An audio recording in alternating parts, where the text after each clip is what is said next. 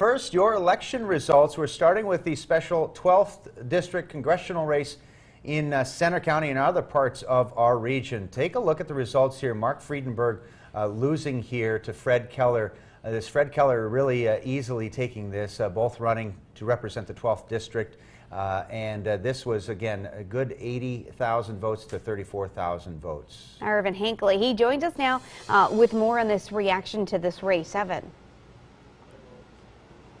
Yes, good evening, John and man. As you can see here, much of Eric Friedenberg's watch party has cleared out with basically Fred Keller earning quite a decisive victory in this race, earning about 70% of the vote. However, tonight, despite the result tonight, Friedenberg's supporters were here as they waited for him to speak to them, and we'll have more on what he had to say in just a moment. We want to get to what Fred Keller had to say. He expressed gratitude towards his supporters, saying, quote, "I am beyond honored to have the support of the hardworking people of the 12th Congressional District and for their trust in electing me to represent them in Congress." Now, tonight is the beginning of us working together to address the issues that people will have told us will positively impact every family across central and northeastern Pennsylvania. Now, in response to that, Friedenberg says his campaign is not the end of efforts by Democrats in this district.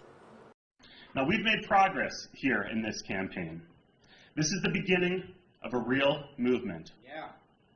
I see activists fighting all across this district, fighting for a path forward. The days of conceding rural Pennsylvania are over. Yeah.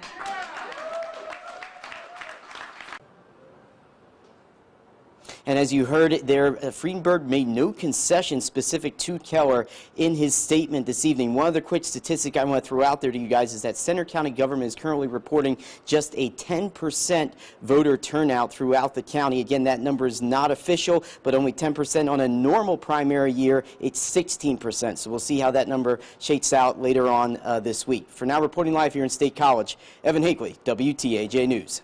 Eastern North Carolina also went to the polls today for the special election in the 3rd District. State Representative Dr. Greg Murphy, a Republican, wins big over former Greenville Mayor Alan Thomas.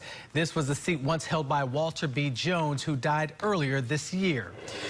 Jennifer, tonight we saw in North Carolina a congressional district that Donald Trump won by 12 points. The Republicans struggling to win it, and at this point winning it by about 2 points.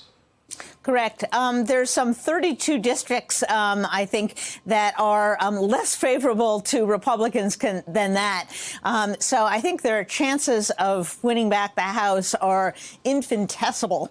And as a result, I think you're going to see a lot more Republican resignations. That, in turn, I think is going to open up all sorts of possibilities in Texas and other places. We've already seen a batch of Republicans from Texas decide to throw in the towel. So the House situation could actually get worse for Republicans in 2020. Jason, the Republicans do have a difficult map when they look at the House of Representatives. They have a difficult map when they look at the presidency. But the Senate is the place where the Republicans should believe that there's a way for them to hang on. It does look like there's a way for them to hang on. How much should the Democrats be concentrating in what they're trying to achieve next year in taking back that Senate and getting Mitch McConnell out of that majority leader job?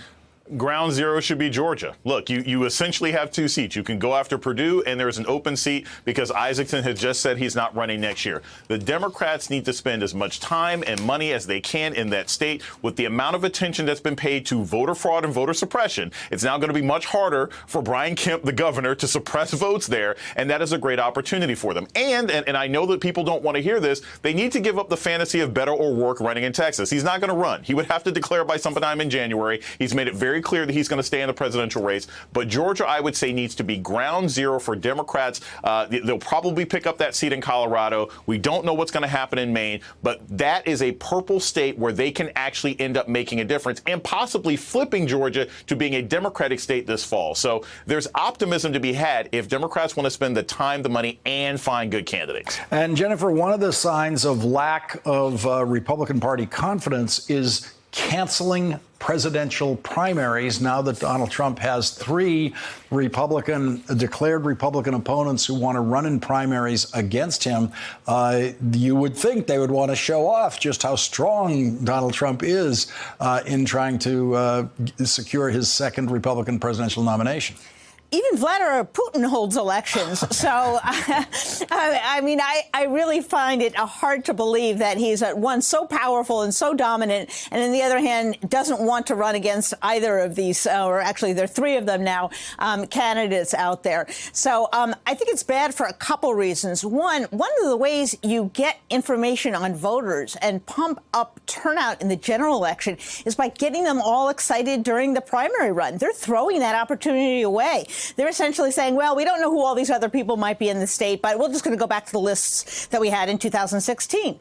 That's ridiculous. At the same time, there's going to be this Democratic primary where no one knows how it's going to come out, or if they say they do, they really don't. And it's going to be excitement, and it's going to pump up those numbers.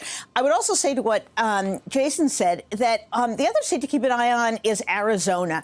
That was also a state in which a Democrat won last time. You have the husband of Gabby Giffords, who is running for the McSally seat. And that is another state where you see the creepy, crawly diminishment of the Republican advantage there. So keep an eye on Arizona, too. Yeah, and there's already polls showing Mark Kelly ahead of McSally in Arizona. We'll be watching that one. Jennifer Rubin, Jason Johnson, thank you both for joining us. Really appreciate it.